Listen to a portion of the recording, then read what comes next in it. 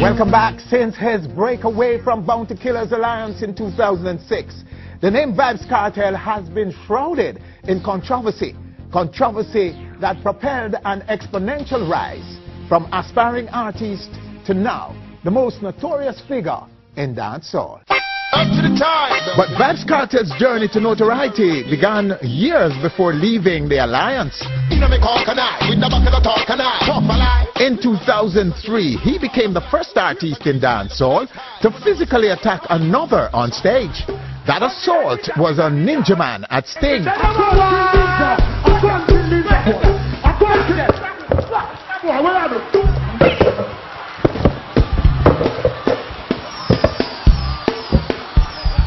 Upon leaving the alliance 3 years later, Kartel was embroiled in a bitter feud with former crony Mavado.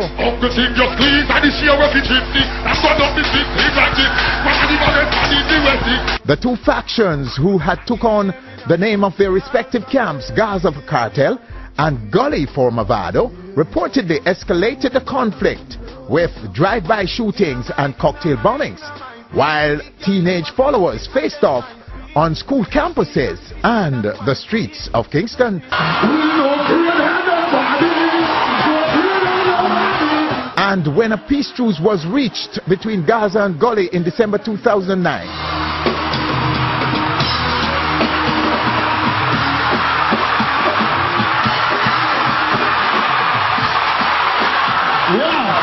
Kartel and his former leader Bounty Killer dragged their long-standing one-on-one feud to the center, a war that led to the bottling of both artists at the recently staged Follow the Arrow.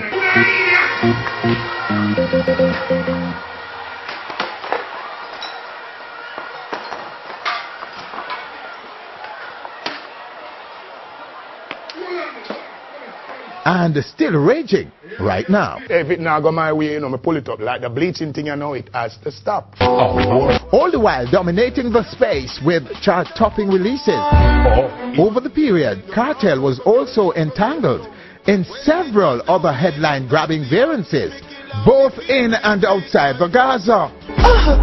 The teacher had fallouts with members of his Gaza camp, online sex tapes and several run-ins with law enforcers, including a 2-week detention by the Portmore police last July. Still, Vybz Kartel's latest controversy is neither legal nor Bounty Killer. It's skin bleaching. Vybz Kartel right now on stage. Our very special guest, Vybz, walking, sir. What's up?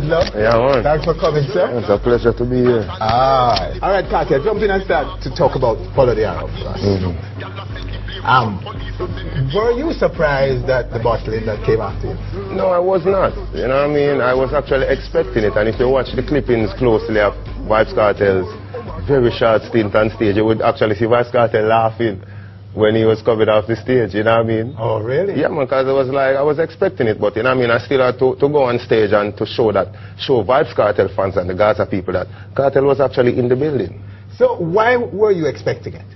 Well, because, you know, this is Jamaica, and if artist A and artist B are in a rivalry, artist A appears on stage and gets showered with a rain of bottles, you know what I mean? Well, one would expect that as a result of I would call it revenge by the fans of artist A. Artist B is going to get battled also. Okay. You know what I mean? Definitely. All right. Hold a second and let's take a clip of Killa talking about that. Here we go. There's some kids in Ochi that call themselves Ochi Empire. I heard that they was planning from in the afternoon and drinking and saying what they gonna do if Bounty Killer calls Kartel name. Don't know how true this is. Not accusing anybody, but it's being said. So, how do you respond to that? He's alleging that it was planned. It was the Ochi Empire that started it. No, well, not to my knowledge. I have no prior knowledge of hearing anything about any planning of the bottling of any artist on stage. You know what I mean? Neither before nor after the fact. Yes. So I would say no, I don't know anything about that. But is there such a thing as Ochi Empire? A group down there that obviously are your supporters? Yeah, man. Everywhere, in every parish you have an empire. In Westmoreland you have West Empire. In St. Anne's you have Ochi Empire. Mobile, the same thing, and it goes on and on. Really? Yeah, definitely. So you went out and set them up, Kartel? No, you know, people just took on the name because the first set of people to have the name actually were the Ochi Empire. Yeah. And Vybz Kartel bigging them up on stage shows across the island that led to everybody in each respective parish is taking on their own names. You know what I mean? Yeah. So how big is this war between you and Killa? Well, I'd like to let Jamaica people know that Vybz Kartel is not in any war with any artist. You know what I mean? Vybz Kartel is just doing music, making hit songs, you know what I mean, making products, and overall just making money. Vybz Kartel has no time for any war, any feuding, or anything of that negative nature with any artist, and it has been like that for the past 2 years, since the end of the Mavado Vybz Kartel rivalry. So you aren't answering Killa's... I'm not answering anybody. A lot of artists trying to get a hype of Vybz Kartel, you know what I mean, because, you know, when you're at the top, a lot of people are going to try to seek to climb to the top and riding on an artist's career. That is not the case with Vybz Kartel. I won't give anyone the time of day. You know what I mean? And even though you say you're not in any rivalry with Killa, are you in any way, is it in any way affecting the relationship with Mavado? Or the peace truce between you and Mavado? No, you know, because as I said before, Vybz Kartel is not in any war with anyone. So it works both ways. If I'm not in any war with Bounty Killa, how can I be in a war with his son? Okay. You know what I mean? But do you regard yourself as his son? An estranged one. But still his son. But one nonetheless, you know what I mean? Yo, no mess with me, your cartel, me son. You find your body from world science, no? I searching me now, beg no friend. What credit do you give him, though, Killa, for your career success? Well, just by introducing Vybz Kartel professionally to the business, because history cannot be rewritten. It's already there for all to see, you know what I mean? And everybody knows that is where Vybz Kartel came from. But you know what I mean? When he was a child, he acted as a child. When he's a man, he put away childish thing. You know what I mean? Two bulls can't reel in one pen, and I could go on and on and on with proverbs. Yes. To the effect that Vybz Kartel had to be on his own. So you saw in 2006 that you would be a bull, and there's no way you and him can reign in the same pen. Yeah. And so you walked out. Yeah, I had to do that. Because back then, you saw yourself going to the top. Yeah, and if surpassing Killa, you were saying? Surpassing everyone in dancehall music right now, because you know from time to time you have top contenders and you have defending champions. Right now Vybz Kartel is the defending champion. Okay. And no one can deny that. But Killa does not accept that any DJ in the business, as he puts it, better than him. Where are you on that? Well, as I said before, I'm not really here to discuss what Killa thinks or what any other artist thinks. Yes. I'm telling you what is in the mind of the people and what is out there statistically to prove that Vybz Kartel is the M-A-N. You're the man right now, all right? Yeah. Fair enough. Let's talk about Sting. Why didn't you want to do Sting? Well, Sting, I didn't want to do Sting for a lot of reasons, but the main reason was monetary-wise, because, you know, over the years, Vybz Kartel and a lot of artists have lent their expertise and their talents and time to Sting without getting proper compensation monetarily. Okay. You know what I mean? So I figured that Vybz Kartel being the MAN right now, I deserve my share of the compensation, you know what I mean? And what is that? It was a hefty sum, but you know what I mean, I think it was a sum that could have been paid by the promoters, based on the fact that they got a lot of sponsorship, big box sponsorship from a lot of people. But shouldn't it be based on your pulling power? How many people can actually pull to the venue? Vybz Kartel and Mavado can pull every single dancehall fan to Sting. With no help from anyone else? With no help from anyone else, and I can guarantee that.